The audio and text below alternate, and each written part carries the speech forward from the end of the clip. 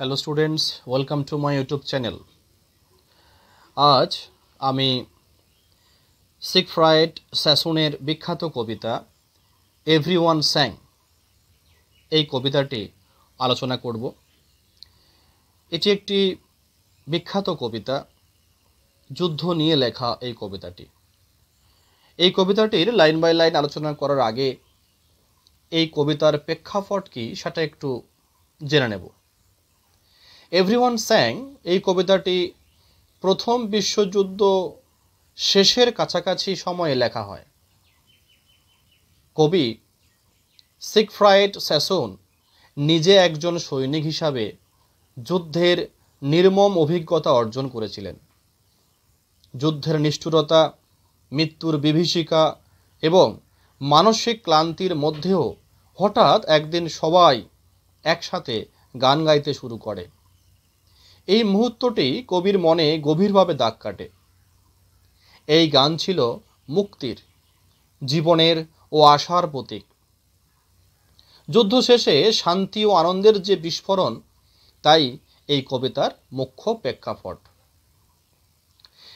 এবার আমরা সামান্য কিছু জানব এই কবি সম্পর্কে। সিগফ্রিড স্যাসন 1886 সালে জন্মগ্রহণ করেছিলেন এবং মারা গিয়েছিলেন 1967 সালে। তিনি ছিলেন একজন ব্রিটিশ কবি, সৈনিক এবং লেখকও। তিনি প্রথম বিশ্বযুদ্ধে অংশগ্রহণ করেন এবং যুদ্ধের যে ভয়াবহতা সেটা তিনি স্বচক্ষে দেখেন এবং তার সেই যে অভিজ্ঞতা সেটা তিনি তার কবিতার মাধ্যমে ফুটিয়ে তোলার চেষ্টা করেন। তার কবিতায় যুদ্ধবিরোধী মনোভাব ও সৈনিকদের দুঃখ কষ্ট স্পষ্টভাবে ফুটে ওঠে। স্যাসন প্রথমে যুদ্ধের পক্ষে ছিলেন, পরে যুদ্ধের নিষ্ঠুরতা উপলব্ধি করে যুদ্ধবিরোধী হয়ে ওঠেন।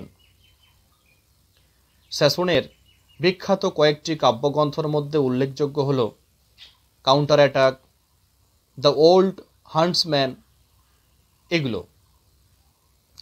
তিনি ওয়াইলফ্রেড আওয়েন এর উপর গভীর প্রভাব ফেলেন। এভরিওয়ান স্যাং কবিতায় শান্তি ও মুক্তির আনন্দ উঠে এসেছে। সাহসী বক্তব্য ও আন্তরিক আবেগের জন্য স্যাসন ইংরেজ যুদ্ধ কবিতার এক অমূল্য কণ্ঠস্বর হিসাবে বিবেচিত হন। এখন এই কবিতাটির লাইন বাই লাইন আলোচনা করব। Everyone suddenly burst out singing. Everyone বলতে এখানে প্রত্যেকটি সৈনিককে বোঝানো হয়েছে। বলছে প্রত্যেকটা সৈনিক হঠাৎ সাডেনলি বাস্ট আউট মানে হঠাৎ শুরু করলো সিঙ্গিং, গান গাইতে। অর্থাৎ সৈনিকদের মধ্যে যারা ছিল সবাই হঠাৎ করে গান গাইতে শুরু করলো। And I was filled with such delight. আর আমি এমন এক গভীর আনন্দে ভরে উঠলাম। আই ওয়াজ ফিল্ড, আমি ভরে উঠলাম। এখানে ফিল মানে হচ্ছে ভরে উঠেছিল, সাচ ডিলাইট মানে হচ্ছে আনন্দ। বলছে আমি আনন্দে আত্মহারা হয়ে উঠেছিলাম। কেন? As prisoned birds must find in freedom. দেখো, প্রিজন্ড বার্ড মানে খাঁচায় বন্দি পাখি যখন কি খুঁজে পায়? ফাইন্ড খুঁজে পায় ফ্রিডম, স্বাধীনতা। অর্থাৎ যে পাখিকে খাঁচায় বন্দি করে রাখা হয় সেই পাখি যখন ছাড়া পায় তখন তার যেমন আনন্দ হয়, সেই একই রকমের আনন্দের বহিঃপ্রকাশ ঘটেছিল প্রত্যেকটা সৈনিকের মধ্যে।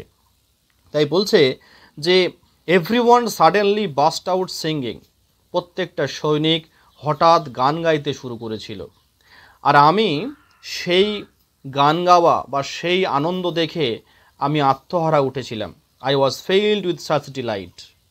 অ্যাজ প্রিজন্ড বার্ডস, যেমন বন্দি পাখি, মাস্ট ফাইন্ড ইন ফ্রিডম মানে বন্দি পাখি মুক্তি পেলে যেমন আনন্দ পায়। উইঙ্গিং ওয়াইডলি অ্যাক্রস দ্য হোয়াইট। দেখ, উইঙ্গিং মানে হচ্ছে এখানে বলা হয়েছে ওড়া। হ্যাঁ, উইঙ্গিং মানে হচ্ছে সে ডানা মেলে উঠছে। বলছে সেই খাঁচা থেকে মুক্তি পাওয়া পাখি যেমন ডানা মেলে উড়ে বেড়ায় ওয়াইডলি, ওয়াইডলি মানে হচ্ছে উন্মাদের মতো, পাগলের মতো উড়ে বেড়ায়, অ্যাক্রস দ্য হোয়াইট। এখানে অ্যাক্রস দ্য হোয়াইট, হোয়াইট বলতে এখানে বোঝানো হয়েছে যে সাদা আকাশ, মুক্ত আকাশ। বলছে মুক্ত আকাশে সেই পাখিগুলো যেমন আত্মহারা হয়ে উড়ে বেড়ায়। আর কোথায় উড়ে বেড়ায়? অর্চার্ডস, অর্চার্ডস মিনস হচ্ছে ফলের বাগান, ফলের বাগানের উপর দিয়ে উড়ে যায়। And dark green fields, dark green বলতে এখানে বলা হয়েছে যে ঘন সবুজ, ফিল্ডস বলা হচ্ছে মাঠ। বলছে ঘন সবুজ মাঠের উপর দিয়ে, ফলের অর্চার্ড, ফলের বাগানের উপর দিয়ে, আর সেই সাদা আকাশ, মুক্ত আকাশের নিচে তারা হচ্ছে আনন্দে আত্মহারা হয়ে উড়ে বেড়ায়। On on, on and one বলতে সারা উঠতেই থাকে তারা, তাদের সেই যে আকাশে ওড়া বন্ধ করে না। অ্যান্ড আউট অফ সাইট, এবং একটা সময় আসে যারা চোখের আড়াল হয়ে যায়। আউট অফ সাইট, সাইট মানে হচ্ছে দৃষ্টি, অর্থাৎ একটা সময় তারা উড়তে উড়তে বহু দূরে চলে যায়, তখন সেই পাখিগুলোকে আর দেখতে পাওয়া যায় না। Everyone's voice was suddenly lifted, everyone's voice, everyone বলতে এখানে প্রত্যেকটা সৈনিক, প্রত্যেকটা সৈনিকের সেই কণ্ঠস্বর সাডেনলি হঠাৎ করে লিফটেড আরও উচ্চস্বরে উঠল, মানে তাদের গানটা বা তাদের সেই কলার শহর আরও জোরে জোরে হতে শুরু করলো। And beauty came like the setting San, beauty came like the setting San, beauty মানে কি? সৌন্দর্য, কেম মানে এলো, like the setting San, setting সান মানে হচ্ছে অস্তমিত সূর্যের মতো, সৌন্দর্য এসে পড়ল সূর্যাস্তের মতো কোমলভাবে। এখানে বিউটি বলতে বোঝানো হয়েছে হৃদয়ের যে সৌন্দর্যতা, অর্থাৎ যুদ্ধে তারা যখন জয়লাভ করে বা যখন তারা বাড়ি ফিরে আসে, তাদের হৃদয়ের তখন যে আনন্দ হয়, সেই আনন্দটাকে এখানে বিউটির সঙ্গে তুলনা করা হয়েছে। My heart was shaking with tears, আর আমার হৃদয় ওয়াজ সেকেন্ড, সেকেন্ড মানে কম্পিত হলো, উইথ টিয়ার্স চোখের জলে, অর্থাৎ বলছে সৈনিকদের মধ্যে এই আনন্দ দেখে আমার চোখে জল এসে গেল। মাই heart was second with tears. And horror, horror মানে যে আতঙ্ক বা ভয়, মানে যুদ্ধে যে প্রত্যেকটা সৈনিকের মনে যে আতঙ্ক থাকে, যে ভয় থাকে, যে মৃত্যুর ভয় থাকে, সেই আতঙ্ক বা ভয়।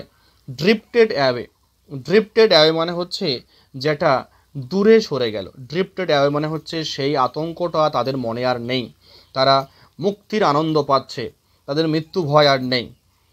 ওহ but everyone was a bird, কিন্তু প্রত্যেকেই ছিল একটা পাখি। দেখো এভরিওয়ান মানে প্রত্যেকটা সৈনিক যেন সেই মুহূর্তে পাখিদের মতো আনন্দ করছিল। Everyone was a bird and the song was wordless, আর তাদের সেই যে গান, সেই গানটা কেমন ছিল? সেই গানটা ছিল হচ্ছে শব্দহীন, শব্দহীন সেই গান। And the singing will never be done, আর তাদের সেই গান কখনো শেষ হবে না। নেভার বি ডান মানে নেভার বি ফিনিশড, সেই গানটি কখনো শেষ হবে না। এখানে গান বলতে যে যে মুক্তির আনন্দ, অর্থাৎ মৃত্যু ভয় থেকে যখন তারা অনেক দূরে সরে আসে, তখন তাদের মনে যে আনন্দ হয়, সেই আনন্দটাকে এখানে গানের সঙ্গে তুলনা করা হয়েছে। আরেকটা বলা হয়েছে beauty came like the setting সান, এখানে বিউটি বলতে তাদের হৃদয়ের যে আনন্দের বহিঃপ্রকাশ হবে, উচ্ছ্বাস, তাকে এখানে একটা সৌন্দর্যের সঙ্গে তুলনা করা হয়েছে। অর্থাৎ এখানে সিগফ্রাইড স্যাসন বলতে চাইছেন যে যুদ্ধের কোনো অর্থ নেই, যুদ্ধ হচ্ছে অনর্থক, যুদ্ধ শুধু ধ্বংস আনে, যুদ্ধ কোনোদিন কোনো কিছু সৃষ্টি করতে পারে না।